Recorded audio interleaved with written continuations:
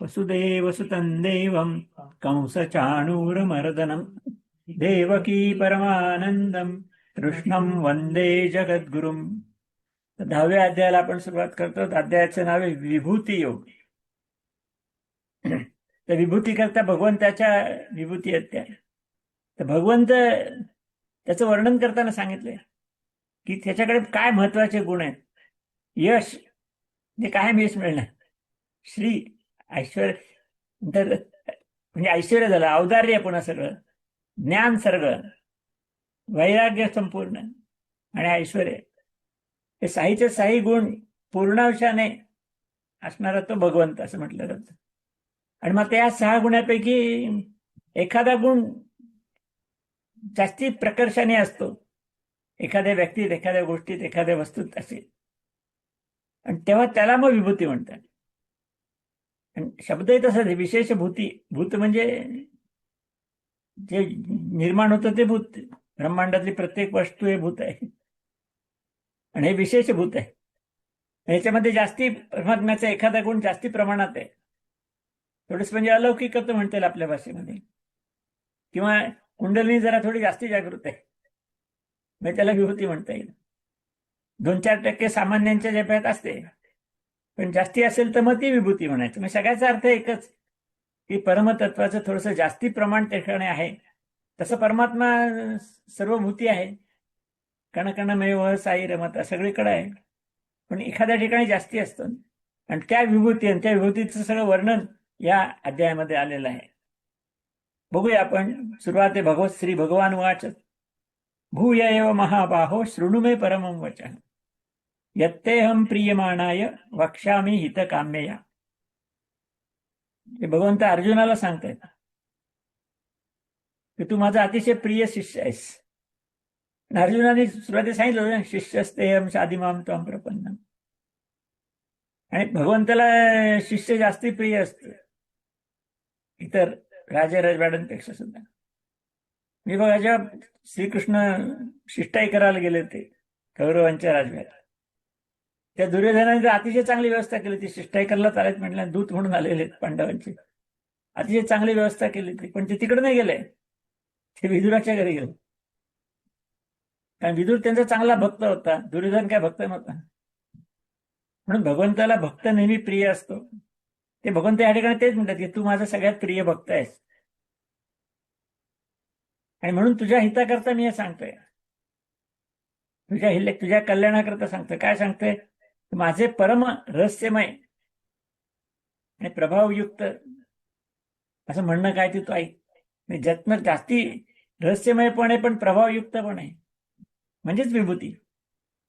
म्हणून माझ्या विभूतीबद्दल मी सांगतो असंच भगवंतांना म्हणायचंय, तू माझा प्रिय भक्त असल्यामुळे.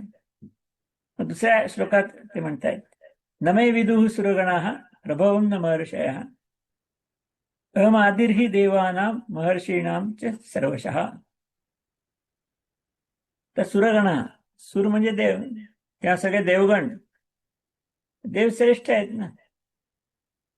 त्यांची दिव्य शरीर आहे, त्यांचे भोग पण दिव्य आहेत, त्यांचं आयुष्यही दीर्घ आहे, पण तेही जाणत नाहीत. अशा मी गोष्टी तुला सांगणार आहे. म्हणजे देवांनाही माहित नाही अशा गोष्टी मी तुला सांगणार आहे.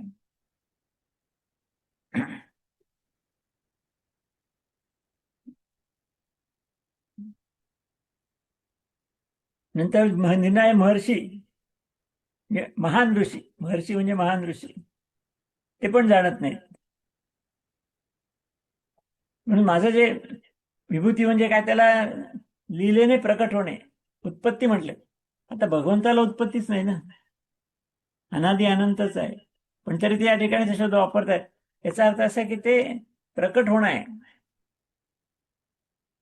बरेच साधू संतांच्या जन्माला प्रकट दिन सुद्धा म्हणतात.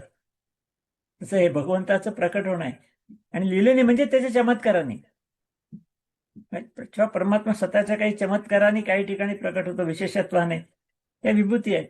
तर त्या सगळ्यांचं वर्णन ते देवर्षी महर्षीन कोणी काय जाणत नाही, इतकं ते गुप्त आहे, आणि ते मी तुला आता सांगणार आहे असं म्हणून भगवंताने बऱ्याच विभूती. 10व्या अध्यायामधला आता 3रा श्लोक आहे. यो मामजमनादिंच वेत्ती लोकमहेश्वरम असमूढा समर्थेषु सर्व पापही प्रमुच्यते. भगवंत पुढे सांगतायत जो ज्ञानी माणूस, आणि त्याला सगळं ज्ञान झालंय, ज्ञान म्हणजे अर्थातच अध्यात्माचं ज्ञान, आत्मा परमात्म्याचं ज्ञान, तर तो वास्तविक मला म्हणजे परमात्म्याला जन्मरहित आहे, अनादी आहे आणि सगळ्या लोकांचा महान ईश्वर आहे, कारण सगळ्यांचा निर्माताच आहे, हे तत्वता जाणतो. नेहमीच मुद्दा मांडलाय त्यांनी. तो मनुष्य सगळ्या पापातून मुक्त होतो. असं म्हणता येईल की सगळ्या पापातून मुक्त व्हायचं असेल तर हे सगळं लक्षात घेतलं पाहिजे, हे सगळं ज्ञान मिळालं पाहिजे. आपण व्यावहारिक म्हणतो ते विज्ञान आहे, पण ज्ञान म्हणजे आत्म्याचं ज्ञान. सगळं हे आत्म्याचं ज्ञान व्यवस्थित सगळं झालं, परमात्म्याशी जवळीक साधली की मग तो पापातून मुक्त होतं आणि मग परमात्मा स्वरूप होतो, असं या श्लोकात सांगितलंय. आणि पुढचे 2 श्लोक एकदम घ्यावे लागतील आपल्याला. 2 श्लोक जोडून आहेत पुढचे. बुद्धिर्ज्ञान सम्मोह क्षमा सत्यम दमशमः सुखम दुःखम भवो भावो भयम च भावो भयम चा भयमेव च अहिंसा समता तुष्टिस तपोदानम यशो यशः भवन्ति भावा भूतानां मत्त एव पृथक विदाः. हे सगळे मनुष्य प्राण्याचे भाव दिलेत निर्णयाने. आणि भगवंत शेवटी म्हणतात की सगळे भाव माझ्यापासूनच निर्माण झालेले आहेत. आता भाव काय काय ते समजून घेणं महत्वाचं आहे. आपण एक एक गोष्ट समजून घ्या. पहिला शब्द आहे बुद्धी. निश्चयात्मका बुद्धी असं म्हणणे म्हणजे निर्णय घेते. कारण मन मनाला बुद्धीला समजून सांगतात, संकल्प विकल्पात्मक मन असं आहे, आणि त्यांना काय निवडायचंय बुद्धी ठरवते. म्हणून भगवंताने बुद्धी पहिली सांगली की बुद्धी म्हणजे निर्णय घेण्याची शक्ती अशा अर्थाने. नंतर ज्ञान सांगितलंय म्हणजे आत्मज्ञान, ईश्वराचं ज्ञान, आत्मज्ञान, आत्म्याचं त्याला ज्ञान म्हणून त्यांनी ज्ञान म्हटलं. दुसरा तिसरा असमोह म्हटले. आता बाह्य अंगावर भुलणे म्हणजे मोह, की वरनं काय दिसत तेच मला आवडतं, मला पाहिजे वगैरे आपण जे म्हणतो भुलतो, तो मोह झाला. पण अंतरंगाचा शोध घेणे म्हणजे असमोह, की मनाच्या आतमध्ये काय चाललंय, की आतल्या दिशेने प्रवास आहे आणि तो मनापासून आत्म्यापर्यंत, आत्म्यापासून परमात्म्यापर्यंत असा तो प्रवास आहे. आणि बाह्य प्रवास म्हणजे हे सृष्टीकडचा प्रवास आहे. बाहेर जे आपल्याला सगळ्यात दिसतं ते आपल्याला चांगलं वाटतं, तेच हवंसं वाटतं. असमोह म्हणजे अंतरंगाचा शोध घेणे म्हणजे असमोह. क्षमा म्हणजे अंगी सामर्थ्य असून माफ करणे. सामर्थ्यच नाही त्याला माफ करण्याला काय अर्थ नाही. अंगी सामर्थ्य आहे शिक्षा करण्याचं, पण मी करणार नाही, माफ करतो, त्याला क्षमा म्हणतात. लक्षात घ्या. म्हणून क्षमा वीरस्य भूषण म्हटलंय. वीर पाहिजे आधी, तर त्याचं भूषण आहे ते, सामान्य माणसाचं नाही. ज्याला काही ताकद नाही तो काय म्हणणार मी तुम्हाला क्षमा करतो.